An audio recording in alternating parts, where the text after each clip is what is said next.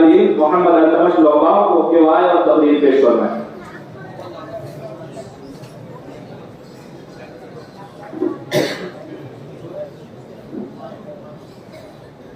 نحمده ونصلي على رسوله الكريم، أما بعد، فقد قال الله تبارك وتعالى في القرآن المجيد والفرقان الحميد: فأعوذ بالله من الشيطان الرجيم، بسم الله الرحمن الرحيم، ذلك الكتاب لا ريب فيه هدى للمتقين.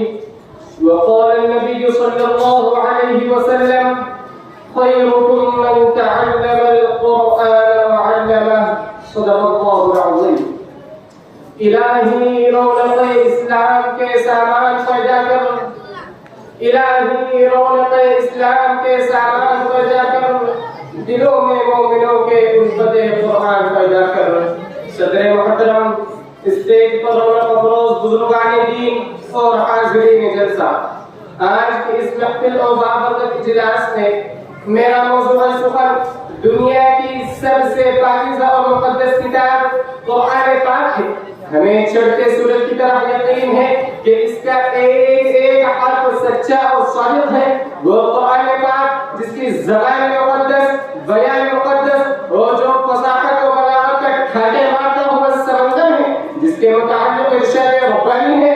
قرآن وہ کتاب ہے جس کے صادق اور برحق ہونے میں کوئی شک و شبہ نہیں، اور جس کے بارے میں محسن انسانیت حضور اقدس صلی اللہ علیہ وسلم نے ارشاد فرمایا: تم میں سب سے بہتر شخص وہ ہے جو قرآن کو سیکھے اور سکھائے. دعا کیجیے کہ خداوند قدوس ہم سب کو قرآن پاک کی دولت استعمال فرمائے. نوجوان دوستو، یہی وہ قرآن ہے جو رہتی دنیا تک کے انسانوں کے لیے سراپا ہدایت و رحمت ہے. یہی وہ قرآن ہے جس نے پزمردہ قلوب کو تازگی بخشی. یہی وہ قرآن ہے جس کی برکت سے جنات و شیاطین کا آسمانوں میں جانا بند ہوا. یہی وہ قرآن ہے جس کی بدولت محبوب حقیقی کی رضا نصیب ہوتی ہے. یہی وہ قرآن ہے جس کی برکت سے عزت و رفعت کے شامیانے لگ گئے. یہی وہ قرآن ہے جو سچائی اور امانت داری کا درس دیتا ہے. یہی وہ قرآن ہے جس کی بدولت عمر فاروق کو ایمان نصیب ہوا. یہی وہ قرآن ہے جس کی نظیر پیش کرنے سے ساری دنیا عاجز و قاصر ہے. یہی وہ قرآن ہے جس کا مثل پیش کرنے سے عرب کے فصیح و بلیغ زبان دانی کا دعویٰ کرنے والوں نے گھٹنے ٹیک دیے. یہی وہ قرآن ہے جس نے ضلالت و گمراہی کی دلدل میں پھنسی ہوئی انسانیت کو رشد و ہدایت کا پیغام سنایا. یہی وہ قرآن ہے جس کی عبادت کا وعدہ خود خالق کائنات نے فرمایا. یہی وہ قرآن ہے جس کی تلاوت میں دلوں کے واسطے فرحت و بشاشت کا سامان ہے. یہی وہ قرآن ہے جس نے ذہنی قوتوں کو جلا بخشا. یہی وہ قرآن ہے جس کی برکت سے اجڑے چمن میں بہار پیدا ہوئی. محترم حضرات، آج کے اس دور میں حفظ کلام پاک کو فضول کام سمجھا جاتا ہے. کہا جاتا ہے کہ اس کا رٹنا اور بے سمجھے پڑھنا بے سود ہے. افسوس سد افسوس، اس قرآن کے بارے میں ہمارا یہ خیال ہے جس کے بارے میں شہنشاہ مطلع جناب محمد رسول اللہ صلی اللہ علیہ وسلم نے ارشاد فرمایا: اقرأ وارتقي ورتل كما كنت ترتل في الدنيا فإن منزلك عند آخر آية تقرأها. قیامت کے دن حافظ قرآن سے کہا جائے گا: قرآن پڑھتا جا اور جنت کے درجوں پر چڑھتا جا اور ٹھہر ٹھہر کر پڑھ، جیسا کہ تو دنیا میں ٹھہر ٹھہر کر پڑھا کرتا تھا. بس تیرا مقام اور ٹھکانہ وہی ہے جہاں آخری آیت پر پہنچے. یاد رکھو، یہ قرآن دنیا کی سب سے بڑی نعمت ہے. یہ زمین و آسمان، چاند، سورج اور ستارے کوئی اس نعمت کا مقابلہ نہیں کر سکتے.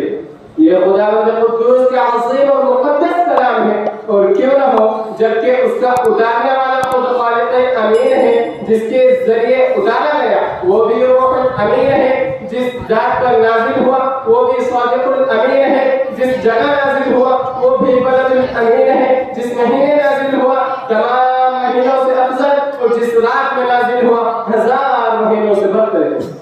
حدیث پاک میں آتا ہے اللہ کے مقدس اور پاکیزہ کلام تمام کلاموں سے افضل اور برتر ہے.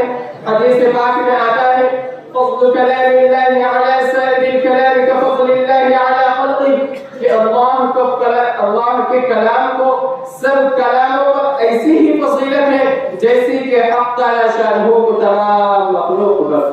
اللہ تعالی خدا کا پیارا نبی ارشاد فرماتا ہے جس نے قرآن پڑھا اور اس پر عمل کیا کل قیامت کے دن اس کے والدین کو سورج سے بھی روشن تاج پہنایا جائے گا.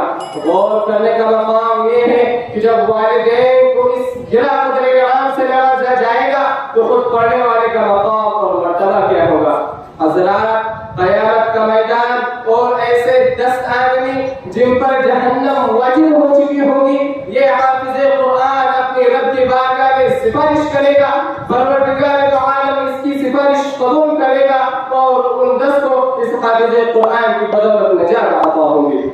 مسلمانوں قرآن کریم و عظیم برکت و سعادت ہے جو روح خداوندی ہے معدن حیات اور سرچشمہ زندگی ہے. وہ عرب قوم جو پشت سے مردہ چلی آ رہی تھی دنیا جنہیں ذلیل و حقیر جانتی تھی. کوئی ان کو اونٹ کی مینگیوں سے کھیلنے والا سمجھتا تو کوئی ان کو جوہلۂ عرب کا خطاب دیتا تھا. لیکن جب قرآن آیا تو جن کا نام جوہلۂ عرب تھا صحابہ کرام ہو گیا. وہ مردہ قوم جو کروٹ نہیں لے سکتی تھی طاقت اور قوت سے ایسی لیس ہو گئی کہ جس نے قیصر و کسریٰ کا غرور خاک میں ملا دیا. بڑی بڑی سلطنتوں اور حکومتوں کا تختہ الٹ دیا. نوجوانوں قرآن آیا تو زمان و مکان میں زندگی آئی. قرآن آیا تو عدل و مساوات کا پیغام آیا. قرآن آیا تو ساری کائنات کو نور ملا. قرآن آیا تو مذہب اسلام پھیلا. قرآن آیا تو کفر و شرک دم توڑ گیا. قرآن آیا تو قیصر و کسریٰ کا غرور خاک میں ملا. قرآن آیا تو ساری کائنات کو نور ملا. قرآن آیا تو انسانوں کے پجاری خدا کے پرستاروں نے. قرآن آیا تو توحید ملی ایمان ملا. گلستہ کو بہار خفتہ ہوا. ہاں مجھے کہہ لینے دیجیے قرآن آیا تو روشنی آئی. قرآن آیا تو تاریکی کافور ہوئی. قرآن آیا تو امن و امان و سلامتی آئی. قرآن آیا احکام ملے شریعت ملی دم توڑ دی انسانیت کو حقوق ملے. قرآن آیا تو امن و امان و سلامتی آئی. قرآن آیا تو شرافت و عزت ملی. قرآن آیا تو دوست کو سب کچھ ملا. مگر افسوس سچ افسوس ہم نے اس قرآن کے دامن تقدس کو ترک کر دیا.